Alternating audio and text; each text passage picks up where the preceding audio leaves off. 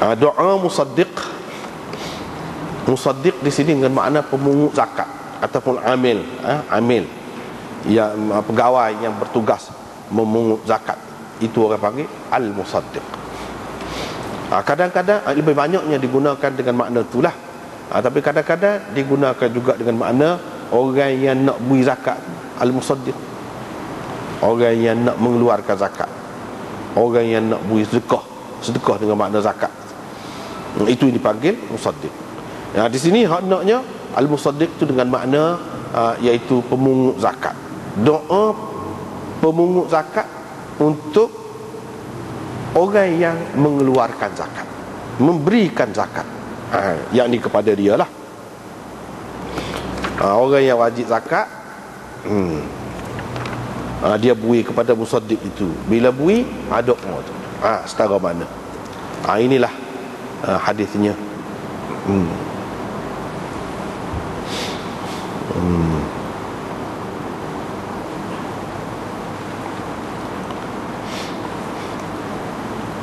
Abdullah bin Abi Aufa. Abdullah bin Abi Aufa. Nama Abi Aufa ialah Alqamah bin Khalid bin Al-Harith Al-Aslami Abu Ibrahim. Ada juga orang kata Abu Muhammad.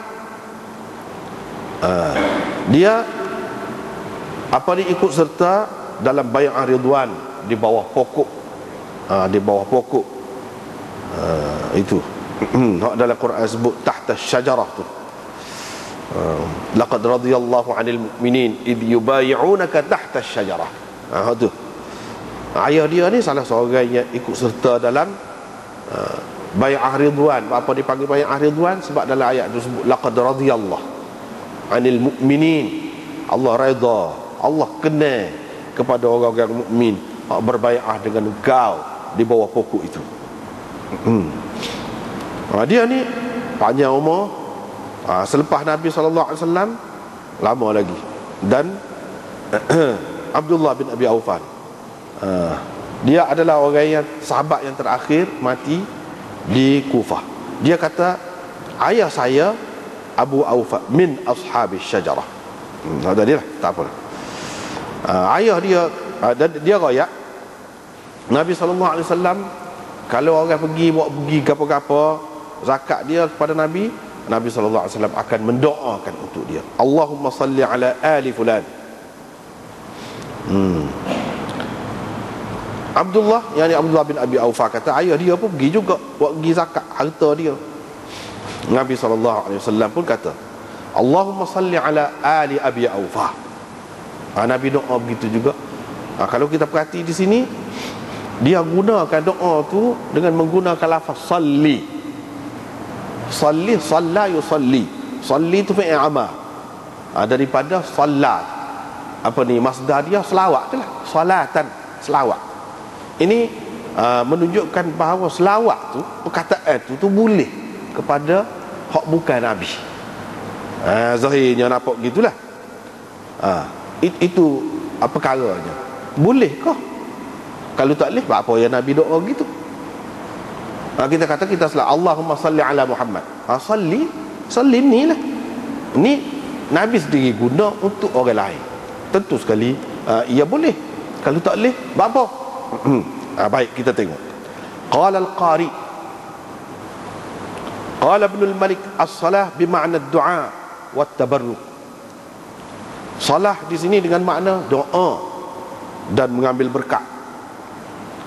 Qila, kata ulama, setengah ulama, boleh kepada bukan Nabi pun boleh, iaitu untuk orang yang beri zakat.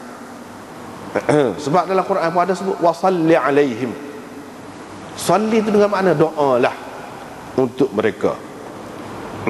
Adapun salat, selawat hak untuk Nabi SAW itu dengan makna ta'zim dan takrim.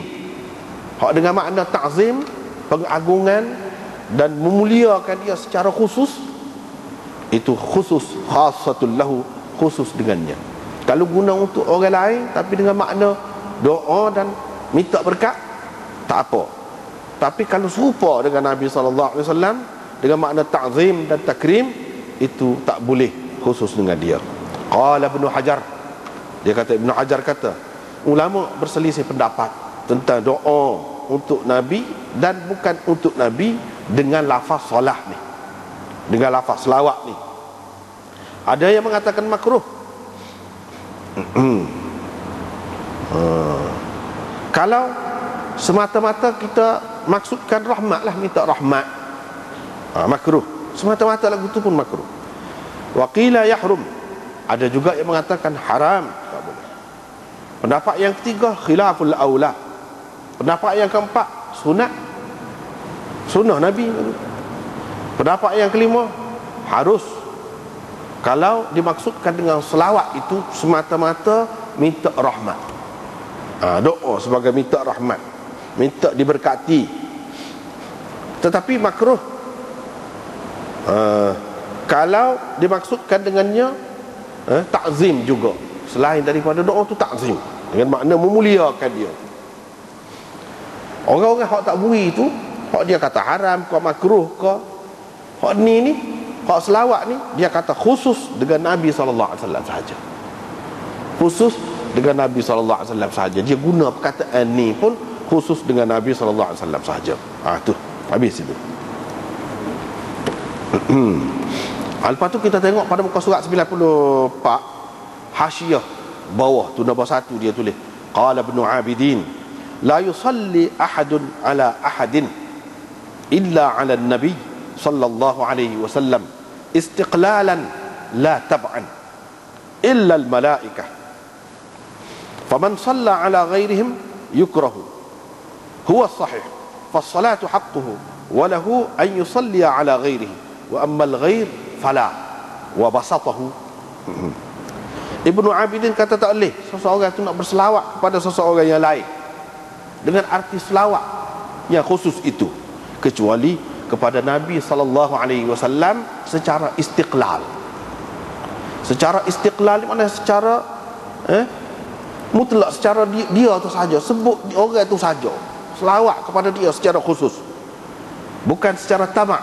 Kalau tamak ni selawat kepada Nabi, bila-bila tu sambung hak dia kata sekali dengan Nabi, hak tu tak apa. Yang ni sebagai hak ni sebagai ikutan saja. Kalau selawat kepada orang lain dengan mengikut Nabi sebelum pada tu selawat kepada Nabi, tak apa. Tapi kalau selawat kepada orang lain secara khusus, itu tak boleh, kecuali kepada malaikat. Kalau malaikat Jibril alaihi salam khusus untuk dia, tak apa. Tapi kalau manusia tak boleh, kecuali kalau disertakan dengan Nabi. Nabi sebut dulu Allahumma salli ala Muhammad wa alaihi kok misalnya, wa alaihim kok misalnya, boleh. Tapi secara tamak boleh, istiqlal tak boleh, secara tersendiri tak boleh. Orang yang berselawat kepada orang lain tak boleh, itu makruh sekurang-kurangnya. Itulah yang betul, kerana selawat itu adalah hak Nabi. Dia boleh berselawat kepada sesiapa, orang lain, kepada orang lain, dia sendiri boleh. Ada pun orang lain tak boleh nak gunakan selawat. Begitu juga nak gunakan salam kepada orang lain secara khusus, itu tak boleh. Apalagi kalau sekarang ni sudah menjadi syiar ahli bid'ah, tidak boleh. Misalnya kalau hak selawat ni hak salam itu alaihi salam, disebutkan Ali alaihi salam, tak boleh. Kita bukan ahli sunnah kalau lagu tu. Ahli sunnah tidak buat lagu tu.